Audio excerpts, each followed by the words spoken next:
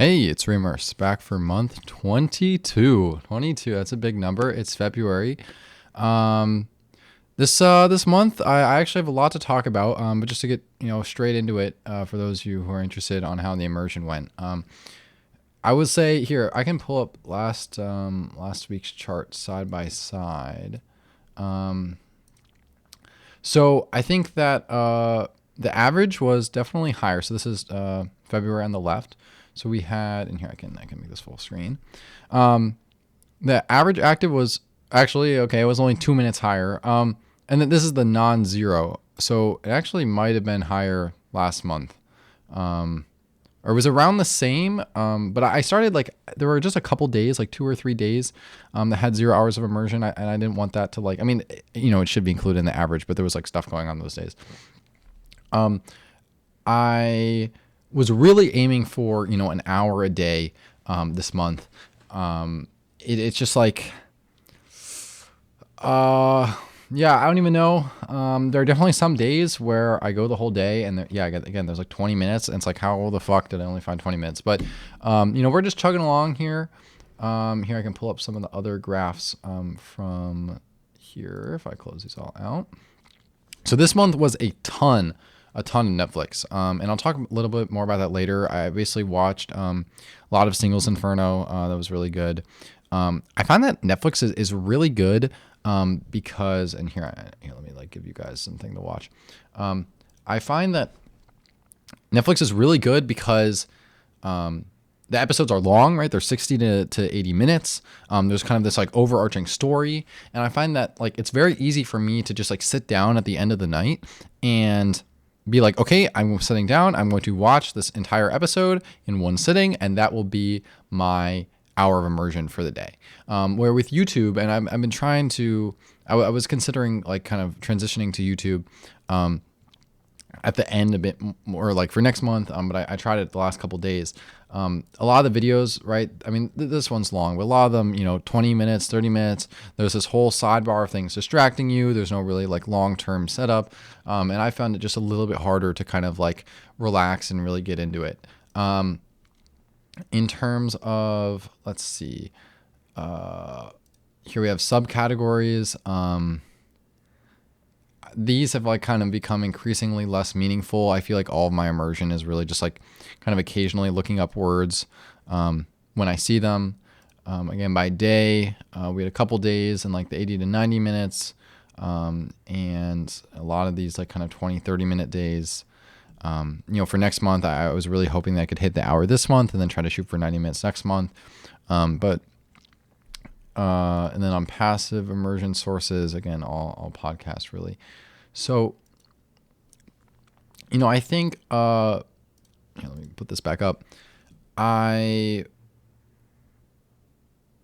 was really, and I have a lot to talk about this month, but I guess I'll just talk about this kind of longer term stuff. Obviously 2 years is coming up.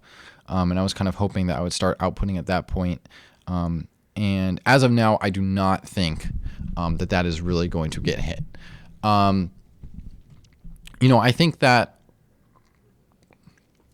I actually don't think that's as bad as I thought. I mean, obviously, the earlier you start speaking, the better you're speaking. And this is all really kind of time is set by when I'm going to Korea, which is February of next year. So really I have an entire year. And obviously, you're going to be better at speaking. Like I said, if you have a year of speaking instead of 6 months of speaking. But I still think that if I give myself another 6 months to reach the level of comprehension I want, which seems reasonable. I do feel I've made a lot of progress in the last 6 months. I mean, it's kind of hard to tell, but I definitely have. And I mean, but again, 6 months ago, I was kind of I'd be hoping to start outputting by now, but I think I was aiming for April. I actually don't really remember, but I do think worst case scenario for me is 6 months. And then even in that worst case scenario, one, I would be able to understand basically most of what I'm listening. I mean, I think I'll get there even in a year. Let's say I don't practice speaking at all. At least when I go at least a year from now, I will be able to understand hopefully 95% of speech. That's really good on its own. if I reach that even only 6 months from now, which again seems pretty reasonable, I'll have 6 whole months. I'll have 6 whole months to practice speaking. And you know, it's not like I have to be like a fucking amazing speaker when I go, right? But just to be able to express myself. And I think, you know, and I do believe the like refold stuff where the hard part is the immersion. That like, if you, of course, speaking is hard, but if you truly have like acquired the language and you have very strong comprehension, then the speaking will just kind of come out. And so I think that my goal would be that, yeah, I'm not going to be the best speaker ever, but just having a very strong acquisition of the language, I think, is a really good starting point. And I think, again, even if it's 6 months from now, I think that would be a decent path. And just to reiterate, from Refold, you're ready to move on to stage 3 when you have level 5 comprehension of slice of life TV shows. Pick an episode you've never seen before, watch without subtitles, without pausing. You should have near perfect comprehension of everything said. Again, that feels pretty far right now, but it doesn't feel like 6 months far. It doesn't feel like a year far. It feels like, you know, like 2 to 6 months far.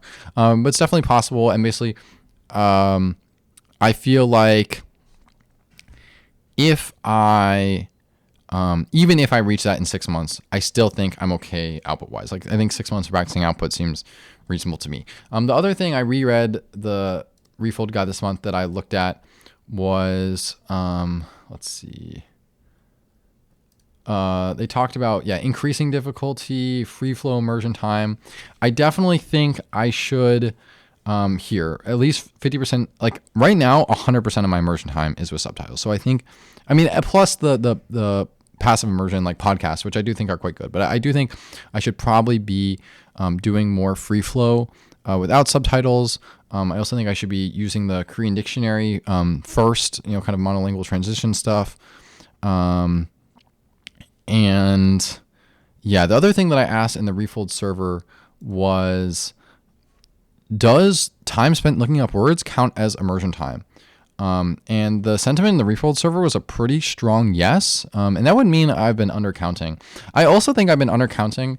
And like, I watch a lot of Korean reels, like a lot. And I don't know how much that is. I mean, probably adds up to like a couple hours a week. But you know, all of that kind of goes in. So like, if you consider like for intensive immersion that like Refold's basing off, like, you know, like you're spending like 20%, 30% of your time looking words up, then, you know, my numbers might be slightly deflated by that amount. The other thing is, you know, trying to include the time spent, looking up words in your immersion time is really hard because I feel like I get distracted a lot, which is kind of a separate issue. But like, if I'm like watching a 90-minute, like a 60-minute show, and I end up like getting distracted, doing a bunch of other things, looking up words, you know, eating, I don't even know. It's much easier for me to be like, okay, I finished this episode that was 60 minutes instead of like, I don't even know how much time I spent, you know, looking shit up. Okay. This month I brought this up. So this is, I've talked about the Korean language, club at my school. And this is like what I do with the word. So every week, I take all of the words that I like looked up during that week, during my immersion, and I like write them on the board and I like go through them with a native speaker, and I do sentences as well. I also, I like started analyzing some poetry here. That was kind of interesting. You know, I think that like the thing with these is it's absolutely helpful, but, because I'm not doing any reinforcement, like I'll see these words, I'll look it up in the moment, and then I'll like look it up at KLT. But I never like am like being kind of pushed to recall them or like going back through. And that's really the power of Anki, right? The Anki is like basically the same thing. But that you're like, you know, a week later, you'd see this one again. We're like, probably half of these words I forgot, right? Like I could tell you right now, I don't know what bomb sedam means. And what are these other ones? Yugam, I forgot. Gyeongu, I saw this yesterday. See, do I remember any of these? Sorum is goosebumps, I think. Himang was at hope. Hamryuhara, that's a good word. It means to like join. Let's see. Kune, that is what's it called? Like a swing at a playground. But yeah, a lot of these I forgot. And so I probably would have a higher recall rate if I was doing Anki, but you know, I've tried Anki it just, I don't think Anki would really fit right now. I'm already barely doing the immersion, and Anki is already something I don't like, and I know it just would take place the immersion. So it is what it is. It's definitely not optimal, but I think it's still valuable. Okay, Hello Talk. I've been doing a lot of Hello Talk. Like I think I have like a 2-month Hello Talk streak. It's very, very interesting on Hello Talk, watching so many Koreans, like different Korean people, make the same kind of English mistakes, like in the exact same way. So it'll be like tense mismatches with verbs. They'll do a lot of stuff. They'll say like you'll like say something and they'll be like, oh, like it's so interesting, and just like no native speaker would ever say that. Be like, oh, like that's interesting, like really interesting. But the use of like it's, maybe they like teach that in school or they're like translating it in their head. Just also consistently not using, I think it's prepositions. I'm not an English teacher, but like on, and the articles, I guess. These just get left out like all the time. And obviously that makes sense because there's really no equivalent in Korean, but like, and there's also stuff where like, they'll do a lot of like Korean texting stuff in English where it doesn't make sense. So stuff like, they'll say like, oh, like that's so cool. KKKKK. And like what they're doing, right, is they're saying like, where's Kit? There. They're saying like this, right? But like in English, when you say like KKK, it kind of looks like you're saying like, okay, right? But like, I think it's just so funny that like they don't realize that like that's not a thing in English. Or like they'll say like, that's so funny, tilde, right? But like we don't do that. But basically this really made me think about the kinds of stuff that I'm doing, like the English to Korean equivalent of this, like subconscious stuff that like I'm doing just because it's familiar to me, but like doesn't actually exist in Korean. I do think like this is actually like a big reason, like a big defense of immersion, where like the whole idea of immersion is that you never do that's so funny, tilde, because you've never seen a native English speaker say this, because a native English speaker like never writes this, right? So this like only happens because you like haven't done enough immersion to realize that like no one does this. And so if you take the immersion based approach where you realize that like instead of saying that's so funny and people say like that's so funny, then you wouldn't do the tilde because people in English don't use tilde, and you would say it like this. So I think like in that way, if I just text with enough people, I will know what Korean's texting looks like and then text like that instead of like texting how I think, or like how I think I should text, which like kind of reeks of like English things that I'm not even realizing it. The other thing I realized, or I like did a couple times, is intentionally making mistakes. And this is kind of funny. It's kind of like cool that you can do when you're a learner, or you can kind of like get away with stuff. So there's this word called angmong. Angmong. It means nightmare. And I like, this was actually an honest mistake the first time, but I misspelled it as angmong. Because the giet is like, I forgot what the like pronunciation rule, but it like when there's like a mium at the first consonant of the next thing, it becomes like ang. But basically I like wrote this, and apparently this like looks like super cute. Like it's like super cute. Anyways, and so the first person was like, oh my God, like that, like it's this spelling, but like that was super cute and funny. And then I just like did it again. It like came up another time, and I just like said this so that the other person would be like, oh no. And so yeah, that's kind of funny. Okay. Moving on. Let's see. I got some YouTube comments. Also the last video, wow, did so good. I think that's the highest viewed video on the channel. Actually not. Okay. The first one is, but thank you so much for all the views and the comments. Someone suggested Kimchi Reader, which you can see I'm using right now. The thing with Kimchi Reader is it doesn't have the AI features that Migaku has. And so I think the AI features are actually extremely valuable, because there's a lot of stuff that like, even though the parser in Kimchi Reader is definitely better, and also the like grammar stuff is really good, like it has all these grammar points and it like parses the grammar way better. I think that there's still a lot of stuff where like, how is this word used in context? And like having an AI that can answer that, and it's just like right there, like you just like click the AI button, it's right there. Extremely, extremely valuable. And I think that I will continue to use Migaku for that reason. The other thing, let's see. There was this Instagram reel I picked out. This is from like a couple days ago, and I felt really proud because I understood not like 100%, but like 95% basically, and like I completely understood like the like meaning. So we can watch it together.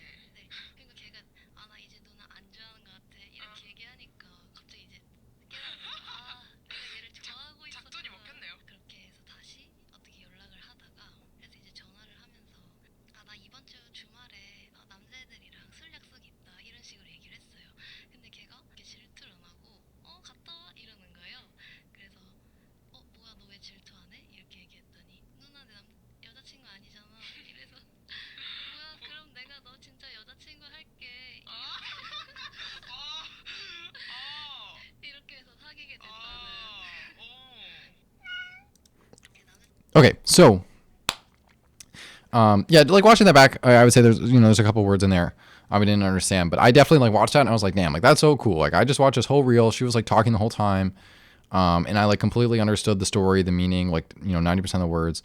So I mean that's probably like the best representation for you guys of like the level I'm at. It's really hard to convey, and yeah, what else is going on? So yeah, I did a lot of Netflix. I was considering trying more YouTube. I don't even know. But yeah, dude, we're just chugging along here. Just trying to do the best I can. I mean, it's like, it's so tough because like I said, like, you look back at a lot of these days and it's like, I totally could have spent more time, and it's definitely going to like bite me, in a year. I'll be like, damn, I wish I'd spent more time.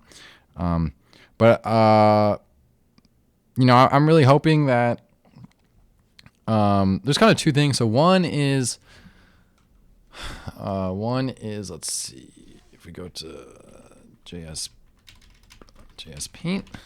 Okay. So if you imagine there's like a bell curve of people, right? And this is like the like language learning skill curve. Okay. And so for these people, they like are just, this is like skill, right? Like just like genetics. Okay. These people, it takes 2,000 hours to reach X point in the language. And for these people, it takes 1,500. And for these people, it takes 1,000. So basically, I don't even know where I am, but I'm just kind of hoping I'm here, right? Because then, even though like it feels like I'm not doing a lot of immersion, right? Again, like under an hour a day, that in theory, I would be like 50% ahead of the average person. Like you're just so cracked at language learning, right? So I don't know how true that is. But statistically, obviously, you're very likely to be in the middle. But we can hope. But I do feel pretty confident that a year from now, hopefully, I'll be good. It's really fun to be good. It's really cool to be good. And I don't know if I've talked about it in the past, but like obviously, like on this channel, I share about like Korean learning a lot. But like personally, in life, I don't really do that a ton. But I think that like it's way easier to be confident about something when you're really good, right? Like this goes for anything, starting in the gym, starting an instrument, starting a language. Like it's kind of embarrassing to be starting out, to be bad. I mean, that's like debatable. I actually think it's like cool to like try new things, right? Like obviously like in theory, but I think it'd be really cool to be like, yeah, like I'm a advanced Korean speaker. Like that's awesome. I mean, I'm already like, intermediate, but that doesn't sound as cool.